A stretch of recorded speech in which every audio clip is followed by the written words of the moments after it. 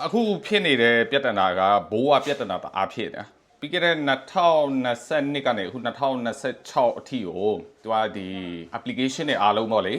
application တွေအားလုံးမှာစီကံဖောက်ဖျက်တဲ့အမှုက6000ကျော်ရှိတယ်ဒီပမာဏနဲတော့နဲတယ်ကွာတကယ်တမ်းပြောမှဆိုဟိုသူတို့စီးရင်နဲ့ရှိတဲ့အမှုပေါ့လေ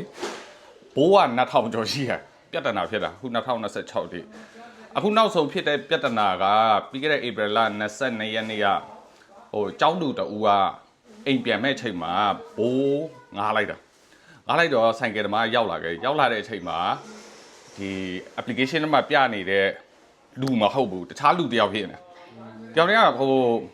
ုတခြားလူတယောက်ရဲ့နာမည်တွေနဲ့ဟိုတုံးပြီး register လုပ်တယ်ကွာလုပ်ပြီးတော့ဒီကောင်တွေကအစားထိုးဝင်မောင်းတဲ့ကောင်တွေအဲ့ကောင်ကရောက်လာပြီးကျောင်းသူကိုလာကြိုတယ်ကြိုပြီးတော့တပို့ရပေါ့လေပို့ရမယ့်နေရာရောက်တဲ့ချိန်မှာဒီဆိုင်ကယ်သမားမရက်ဘူးတော့မရက်ပဲနဲ့လေကြော်ပြီးတော့မောင်းသွား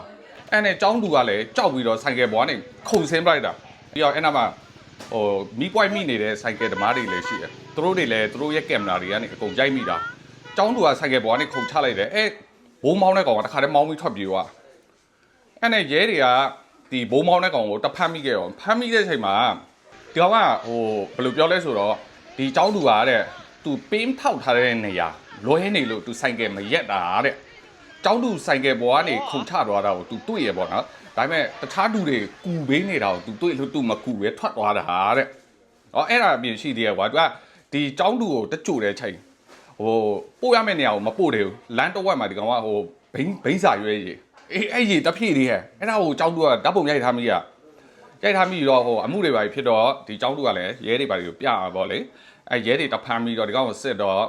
ဒီကောင်ကစေးကြောက်လဲတုံးတယ်ပြီးတော့အဲ့ဘိန်းစာရွက်ကြီးလဲတောက်တယ်အဲ့ကိစ္စကြီးဖြစ်လာတော့တအားနဲ့ထိုင်းမှာကွာအင်တာနက်ပေါ်ရောက်သွားပြီဆိုတအားနာမည်ကြီးသွားပြီကွာအဲ့နဲ့ဒီကုန်းလောင်ပို့ဆောင်ရေးဝင်ကြီးဌာနတွေပါတွေရောအကုန်ပါလာခဲ့ပါလာပြီးတော့မနေ့ကသတင်းစာရှင်းလင်းပွဲလုပ်တာ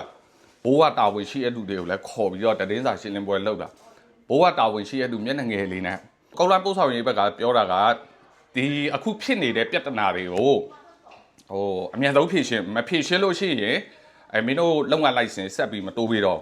အဓိကဖြစ်နေတဲ့ပြဿနာကခုနကကျွန်တော်ပြောတဲ့ဟိုတမားရဲ့ ID တွေနဲ့ဝင်ပြီးတော့ဆိုင်ကယ်မောင်းနေတဲ့ဟာတွေပြီးတော့ဂျင်းမောင်းလိုက်စင်မရှိရတွေ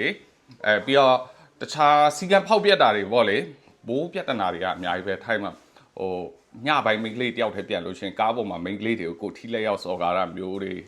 ပြီးတော့ပတ်စံပို့တောင်းတာမျိုးတွေပြီးတော့ဟိုစကားပြောဆိုတွေဟာအဆကွာအဲ့လိုမျိုးပြဿနာခဏဖြစ်တယ်ဘိုးကအဲ့လိုပြဿနာတွေကတအားများလာတော့အခုကျတော့မရတော့ဒီကိုလောင်ပို့ဆောင်ရေးကလည်းဝင်တွေ့ပြီကွာဒီဘိုးဘက်ကိုတတိပေးလိုက်တဲ့သဘောပါပဲဟိုနောက်လာကြလို့ရှိရင်တက်တာတူမလားမတူလားတော့ဒီဘိုးဘက်ကသူတို့ဘလို့အခုဖြစ်နေတဲ့ပြဿနာတွေကိုဘလို့ဖြေရှင်းမလဲပေါ့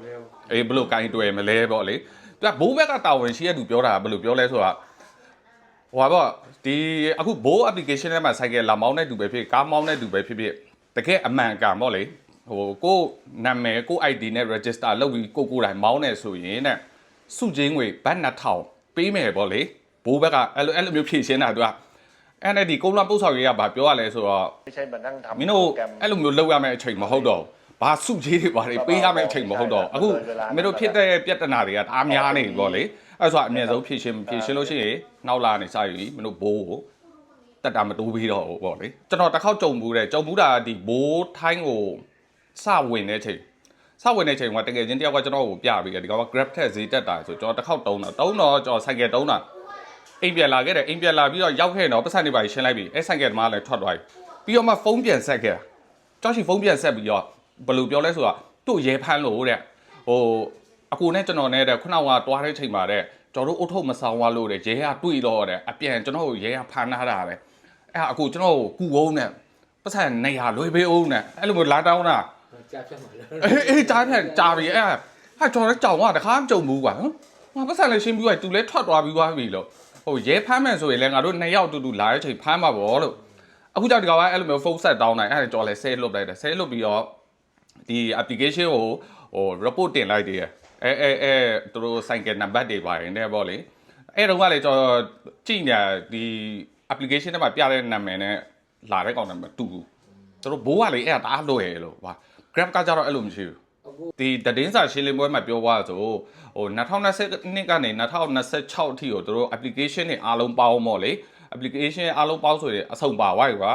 အဲ့မှာတို့ပြဿနာဘောင်းပေါ့လေပြဿနာဘောင်းက6000ကျော်ရှိရဲဆိုတာအဲ့ပမာဏလေကျွန်တော်ကြည့်ရတာအားနေတယ်လို့ဘာဖြစ်လို့ဆိုတော့တို့မသိတဲ့ပြဿနာတွေအများကြီးရှိတယ်ကွာဟိုတချို့ကကြတော့ online ပေါ်မရောက်လာဘူးလူတွေတိတ်မသိပါဘူးအဲ့လိုပြဿနာတွေလည်းအများကြီးရှိရဲလို့အခုကဘိုးကပြဿနာပေါင်း2000ကျော်အခုကျွန်တော်ပြောတဲ့ဒီပြီးခဲ့တဲ့ April လ22ရက်နေ့တုန်းကဖြစ်တဲ့ပြဿနာဆိုရင်အဲ့ site ကမောင်းတဲ့ကောင်ကိုတို့ကဘန်လိုက်တယ်တဲ့